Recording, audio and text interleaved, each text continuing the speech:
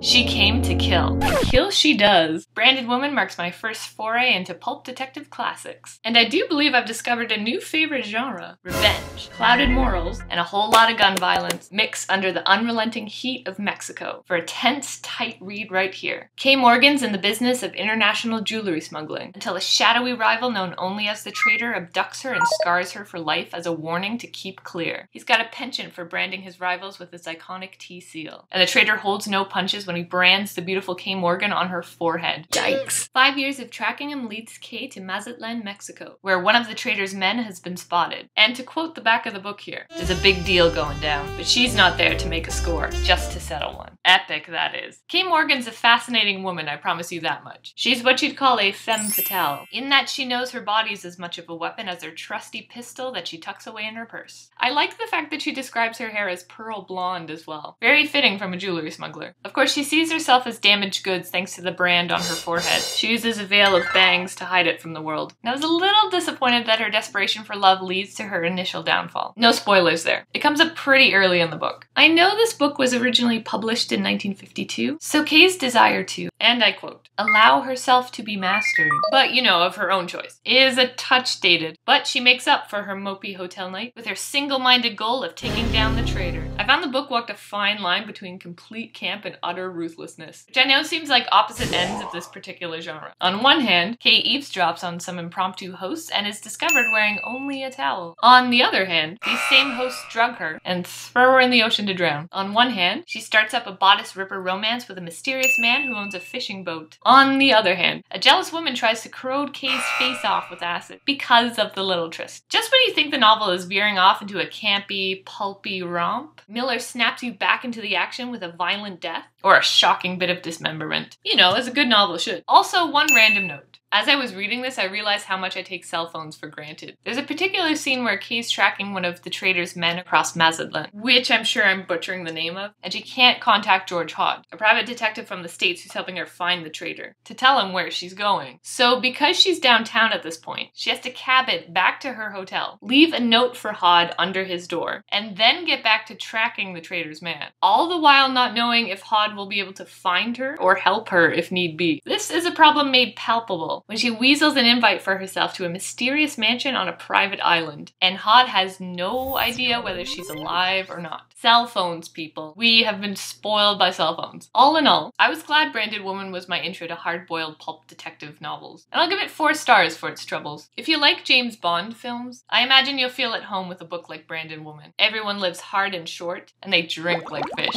I've got 2 more books from the Hard Case Crime series to check out, and I'm excited to see what darkness I'll uncover there. So here's looking at you, kid. Signing off.